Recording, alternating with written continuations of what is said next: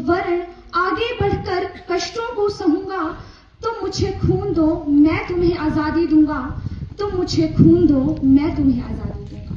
नमस्कार, मैं रोहिणी शर्मा 11वीं कक्षा की छात्रा आज आप सभी के समक्ष जिस विषय को लेकर उपस्थित हुई हूँ उसका शीर्षक है नेताजी सुभाष चंद्र बोस। तो ऐसा क्या है जो बोस को युवाओं का आदर्श बनाता है? ऐसा क्या है जो कि एक साधारण सा युवा सुभाष महान भारत का प्रेरणा स्रोत बन जाता है? वो है उनका प्रेरणाओं से भरा जीवन।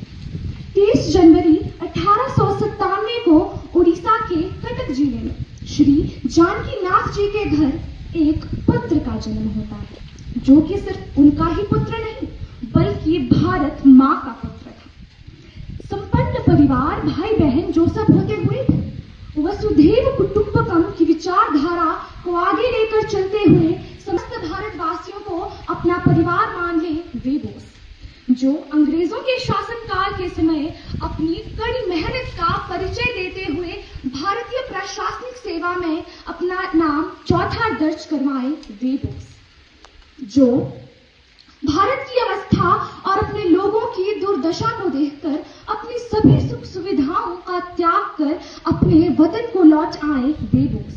वे भारतीय स्वतंत्रता संग्राम का एक ऐसा अध्याय लिख रहे थे जो आज के नए भारत की नींव है, चाहे वो आजाद बैंक हो या आजाद हिंद फौज का गठन, जहां वर्तमान परिप्रेक्ष्य में आज भी महिलाएं अपने अधिकारों के लिए संघर्ष कर रही है, वहां 1943 में रानी झांसी रेजिमेंट अंग्रेजों से लोहा ले रही थी और ईंट का जवाब पत्थर से दे रही थी। बोस महिला सशक्तिकरण को एक सिर्फ विचार नहीं बल्कि महान भारत की हकीकत बनाना चाहते थे, किंतु दुर्भाग्यवश स्वतंत्र भारत का सूर्य देखने से पूर्व ही मातृभूमि ने अपने प्रिय पुत्र को खो दिया।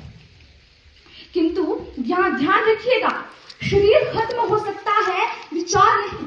आजादी वो विचार है जिसके लिए मैं मर भी जाऊं, पर वो विचार मेरी मृत्यु से थमेगा नहीं बल्कि हजारों लोगों में अवतार लेगा, पनपेगा तब तक जब तक मेरा भारत आजाद नहीं हो जाता, तब तक जब तक मेरा भारत स्वतंत्र नहीं हो जाता। आजादी से अभिप्राय सिर्फ अंग्रेजों से आजादी ही नहीं बल्कि कुप्रथाओं कुविचारों से आजाद भारत है, धर्मनिरपेक्ष भारत जो कि विविधताओं में एकता का प्रतीक है, वो भारत जिसका स्वप्न स्वयं नेताजी ने देखा था।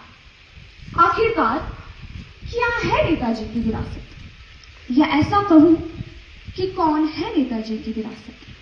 मैं हूं नेताजी की विरासत, आप हैं नेताजी की विरासत, और भारत का वो हर युवा है नेताजी की विरासत जो अमृतकाल के समय में भारत को नई बुलंदियों पर लेकर जाएगा और नेताजी के स्वप्न को साकार करके दिखाएगा और भारत को एक दिन विश्व गुरु बनाएगा।